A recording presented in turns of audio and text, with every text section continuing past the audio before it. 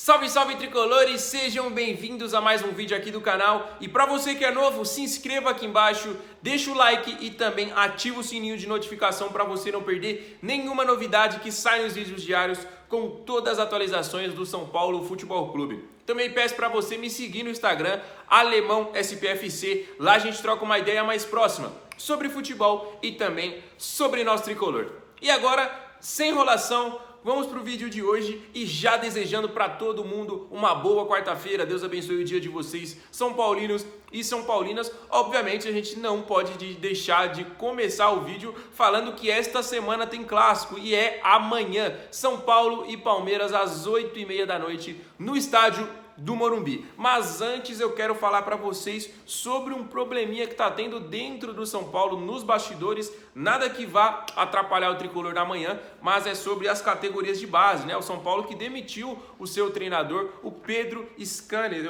fugiu o nome agora, mas o São Paulo demitiu o coordenador das categorias de base e vem mais demissões por aí, tem mais saídas. Amanhã o cara vai assinar a sua rescisão e eu vou estar trazendo toda essa história com todas as informações dos bastidores para vocês. Acontece o seguinte, né?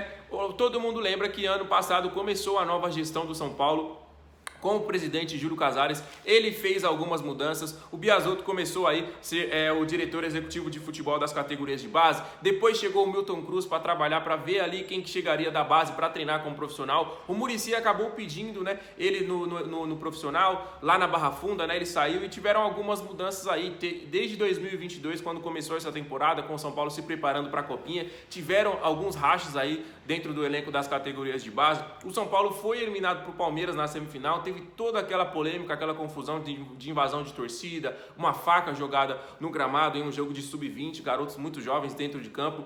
Então tiveram muitos problemas. A garotada estava de férias, voltou na última semana e agora o problema aumentou. E por isso o coordenador, o Pedro, foi demitido. Ontem foi decretada a saída dele, como eu falei, amanhã vai ser a assinatura da rescisão contratual. E como eu falei, amanhã eu também já trago mais notícias sobre essas outras saídas que terão nas categorias de base, expondo aí o racha que tem, né, já nas categorias de base, e aí vai haver mais uma reformulação. Já teve ano passado, como eu falei, com a nova gestão do Júlio Casares, e agora vai ter uma nova reformulação nas categorias de base. A gente espera que fique tudo bem, até porque são as nossas joias que estão lá, né? Jogadores que podem ser vendidos por milhões aí, então tem que ser tratado tudo com muito cuidado e com muito carinho. Beleza, galera? Agora a gente vai mudar de notícia porque a gente vai falar, obviamente, sobre o clássico, né? São Paulo e Palmeiras, como eu falei, às 20h30 horário de Brasília, lá no Morumbi, mais um clássico no Morumbi. Esta aqui é uma partida adiada da quarta rodada do Paulistão, quando o Palmeiras estava lá no Mundial. Foi só viajar, foi só passear, já que não ganhou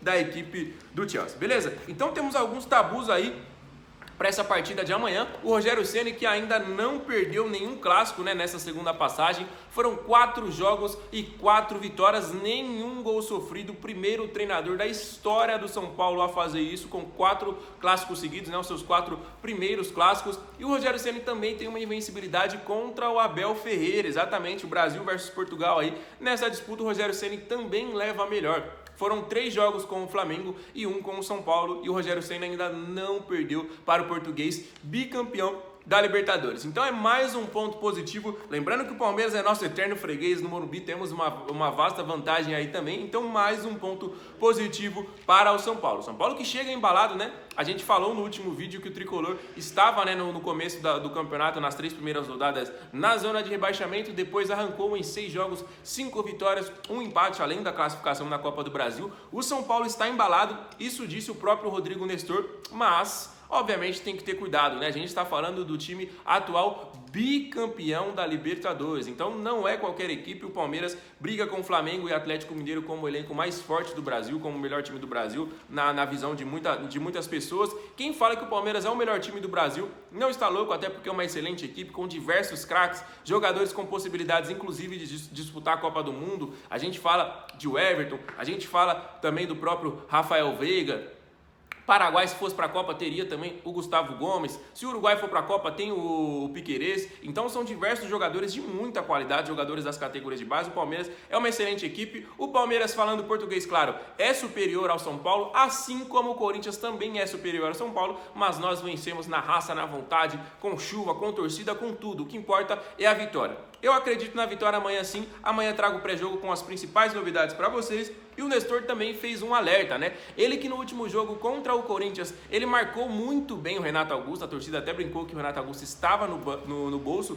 do Nestor. Agora o Nestor fala sobre Rafael Veiga, né? Já que ele teve esse trabalho e muito bem executado contra o Renato Augusto, agora será outro meio-campista de muita qualidade, que é o Rafael Veiga. A gente torce, obviamente, para que o Nestor vença este duelo, para que o São Paulo saia com mais uma vitória do Campeonato Paulista, brigando aí pela primeira colocação no geral. Como que está a expectativa de vocês? Estão ansiosos? Estão esperançosos? Estão confiantes? Quero saber a sua opinião. Deixa nos comentários aqui embaixo, porque agora a gente vai falar de mercado da bola. Ó, ontem teve ligação, hein? Teve ligação do chefe Rogério Ceni, ligou pro Pedrinho, hein? Pedrinho, ex-Corinthians, ex-Benfica, atualmente no Shakhtar, mas diante de toda essa situação da guerra na Rússia e na Ucrânia, jogadores liberados, o Pedrinho está interessado em voltar pro Brasil.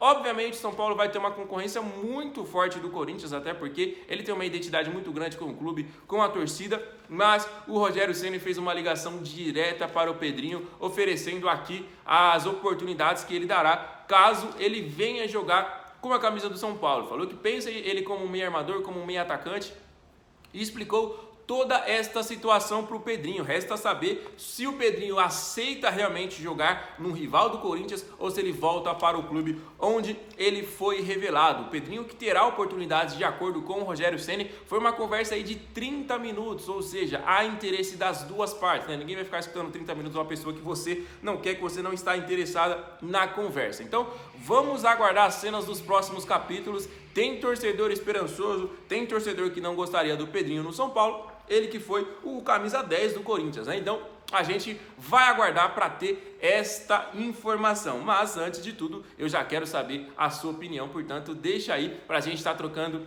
esta ideia, tá bom, galera? Próxima notícia, agora a gente vai falar sobre SAF, né? A gente está vendo muitos clubes aqui no Brasil virando SAF, Botafogo, Vasco, Chapecoense, América Mineiro, entre outras oportunidades aí de outros clubes. A gente viu, né, o Grupo City fazendo proposta para o Atlético Mineiro de R$1 bilhão.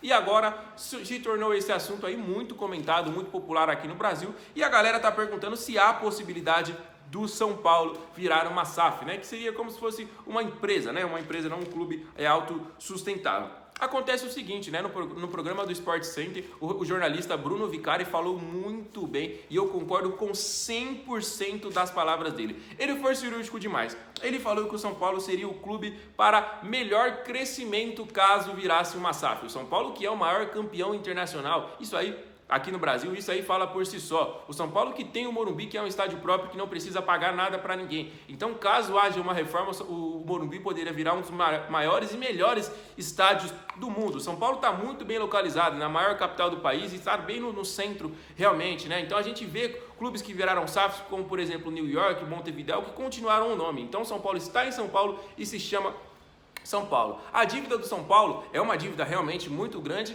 mas não está na casa de outros clubes, como por exemplo o Corinthians, como por exemplo o próprio Atlético Mineiro, né? Então tem clubes aí muito mais endividados, como o Cruzeiro, que recentemente foi comprado pelo Ronaldo, né? Então tem uma possibilidade de crescimento muito grande, porque o São Paulo está em uma crise financeira, está em uma crise esportiva, e o São Paulo é um clube que vende muitos jogadores, que é uma coisa que atrai realmente esses investidores, porque eles precisam de um retorno, né? E vendendo jogadores da base é um retorno realmente dos mais prováveis. Então o São Paulo é um clube que realmente revela muitos jogadores e vende muitos jogadores. Então isso é um atrativo muito grande para o São Paulo. Então, em questão de crescimento, o São Paulo, para mim, desses grandes clubes aqui do Brasil, seria o mais vantajoso, e eu concordo com o Bruno Vicari. Porque o São Paulo, nos últimos 10 anos aí, vamos dizer assim, o São Paulo conquistou apenas uma Sul-Americana, que foi inédita, e um Campeonato Paulista após 9 anos de jejum. Então, o título que vier pra gente é lucro. Se o São Paulo ganhar uma copinha, é lucro. Se o São Paulo ganhar um